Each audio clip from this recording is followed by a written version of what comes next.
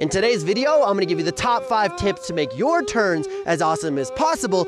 And turns are literally the gateway to everything you wanna do in snowboarding, including riding parks, moguls, trees, or even going heliboarding in New Zealand. So definitely stay to the end because I have some life-changing, game-changing tips. And if you find any value, definitely give the video a like. All right, tip number 1 is going to be make sure you are using knee steering. Knee steering is a form of a way to create the best turn possible. So the goal is to have 60% of your weight in your lead foot, and you're gonna open your knee to do turns. And as I'm on my heels, I wanna push my knee down, and I'm gonna get myself to make really smooth turns. Now, the best part about knee steering is I have a beautiful balance of my board and body helping me turn. So I have like double the advantage. As well as I can make very big or small turns. So I can go really aggressive and make a turn, or I can go very slow. Notice I'm going faster, or I can make a quick turn. So having the ability to do knee steering is literally going to change your life, but it all stems from having 60% of your weight in your lead foot. Notice that my board just moves. It's steep. The video does not give this justice. This is an icy, steep, black run. It doesn't look it, but it is, I promise you. So I have a whole nother video that's gonna be linked down below if you're looking for a video on how to do knee steering. So this is just a little quick introduction. We're gonna do a little front 3.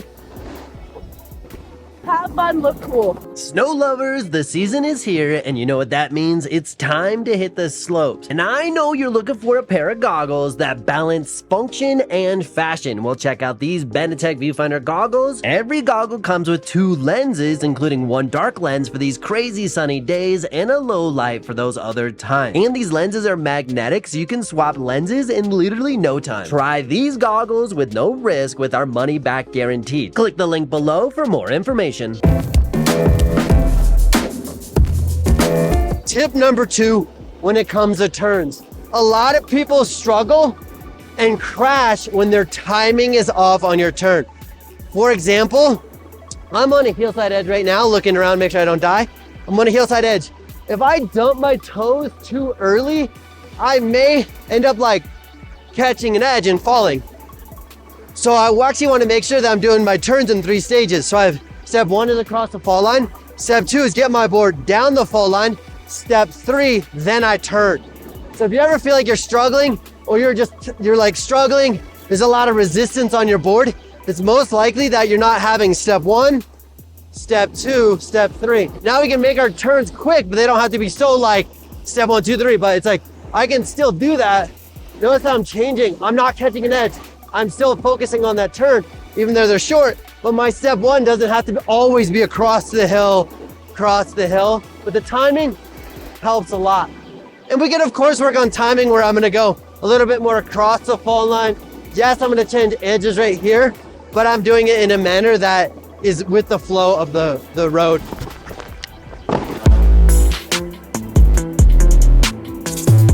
I forgot to charge my microphone, so tip number 3 is going to be committing to your turn. Now, the more hesitant you are, the longer your turn ends up being, and you're gonna pick up a lot of speed. So we're actually on top of a mogul field where you absolutely have to be committed to your turn.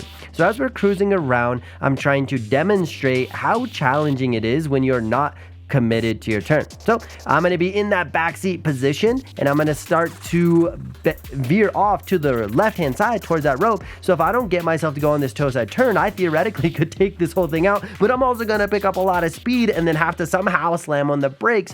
And not committing in this situation is I have all my weight in my back foot. I'm really scared to engage that edge. I'm scared to get 60% of the weight on my front foot. I'm scared to get that shoulder in the direction that we need to go.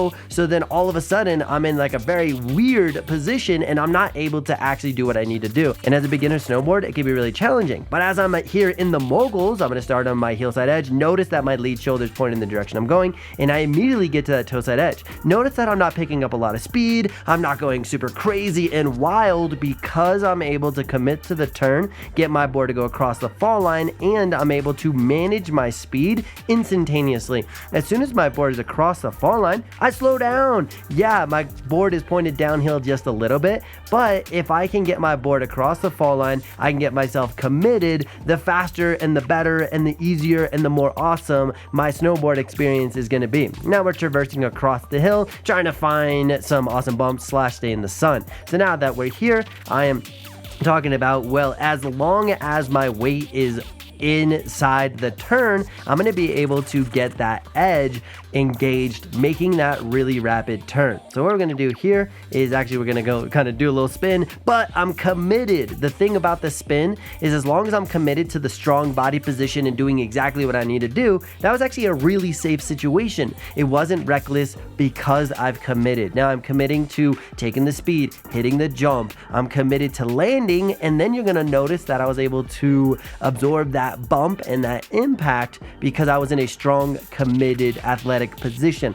Now I'm gonna have to say that a lot of times you're gonna get your commitment and your confidence from snowboarding a lot. The more you can snowboard, the better you're gonna be, so that you can do things like this. We're gonna go a little jump and a little bump, and then it's kind of a little bumpy and there's a little bit of trees everywhere, but because I've had a lot of experience turning, stopping, I know exactly what's gonna happen. Tip number 4 is knowing when to use the skidded turn versus carve, but first, what am I talking about? A skidded turn essentially is when you smear peanut butter with your board, making a wide path in the snow, as you're seeing right now. I'm getting that board to go sideways. I'm getting a little bit more of a smear. Now, there is times that I want to do that, and that's essentially when I'm trying to slow down. You're going to notice that my board goes across this fall line. I'm going to slow down. But there's other times where we actually want to go a little bit faster and be able to pick up speed, especially on flat sections, and that's going to be right about now. Notice that I got a pencil thin slice. I'm getting a lot more speed. Now I go into that smear and get into that skidded turn. So being able to do a carve, essentially we're able to change directions, but we're going to be able to go a little bit faster while changing directions. But there's a lot of times as a beginner, intermediate snowboarder, you want to be able to have this ability to get my board across the fall line, play and smear my board, whether I'm going switch or regular. There was actually a really gnarly snowboarder in front of me and he was doing some turns. I was kind of vibing with him. We didn't get to see it on camera, but it was a really fun time. But being able to have the ability to get your board to go sideways is extremely important, but being able to get your board to be pencil thin is great. But the better balance is being able to interchange them at a moment's notice. Can I carve? Can I skid? Literally in a split second, have the ability to lock an edge in or release that edge is going to be game changing. But that all stems from being in a very strong centered body position where I use a lot of the steering out of my legs to get that board to turn, and I'm not having to get my shoulders to do that. Here's another example of carving so that I can get pickup speed, go across the hill, and then now I can slow down. I hope that's very definitive that there is a big difference. If you're looking for a video on the difference between skidding and carve, I'm doing a nerdy breakdown, so definitely subscribe to the channel. I'm putting out in the next couple days, so by the time you see this video, it should be out. And tip number 5 is how the heck do we prevent this dreaded fall when we turn? And if you're new here, definitely subscribe. But those that have been following my channel, I talk about being in a stacked position a lot, and that's gonna give you a lot of control. But specifically right now, we're talking about how our center of mass and belly button wanna be stacked over the edge that we're actually using. So every time I do a heel side turn, I want my belly button to be over my heel side turn as it is now. I do my toe side, I'm gonna push my hips forward, I'm gonna do the same thing. But the question is, what happens when we wanna slow down really fast, but our belly button is no longer over that edge? And in this specific situation, you're going to notice my belly button's leaning really high up the hill, but my board is super far in front of me. The other thing that's going to happen is I get a really high tilt and my knees are locked out, so then I automatically am no longer able to absorb the impact. And I'm going to show you another example. I'm going to try to stop really again. I get this chatter, I fall over. If this has ever happened to you, the biggest thing that you want to focus on is actually getting your belly button to be a little bit lower. And how we achieve a lower position is to actually get our belly button to sink down by flexing our knees and our ankles, but we're also trying to keep our spine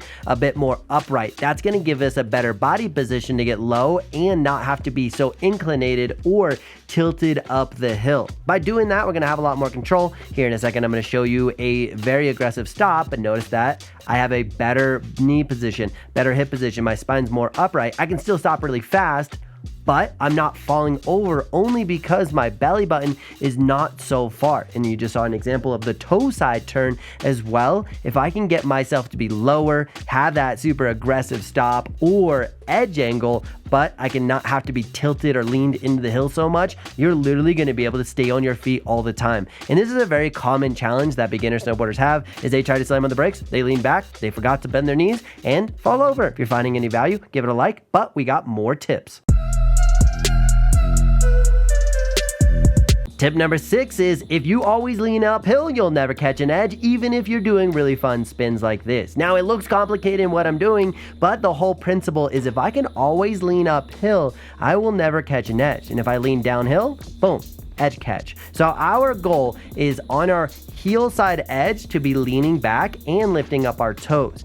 On our toe side, we're actually trying to push our shins against the front of the boot, allowing us to always be leaning uphill. Now, again, this goes back to our last step, which is belly button over the edge. But as long as we're leaning uphill, we will literally never catch an edge. And if you're looking for a short form content and you just want something really nerdy and awesome in 60 seconds, well, I do also post on Instagram and TikTok, so definitely give me a follow over there because we just literally broke down this awesome white room. If you're interested in picking up goggles, tech hoodies, or gloves, check out shop@benetek.com. And if you find this content extremely valuable and you want to find ways to support the channel, other options would be become a member or join our Patreon, consider picking up stickers, or every single Tuesday you can drop a donation for a chance to win some awesome stickers. And we also do giveaways on our live streams, and that's going to be every single Tuesday at 7 p.m. Mountain Standard Times. On that note, I appreciate you vibing with me today, and I'll see you tomorrow.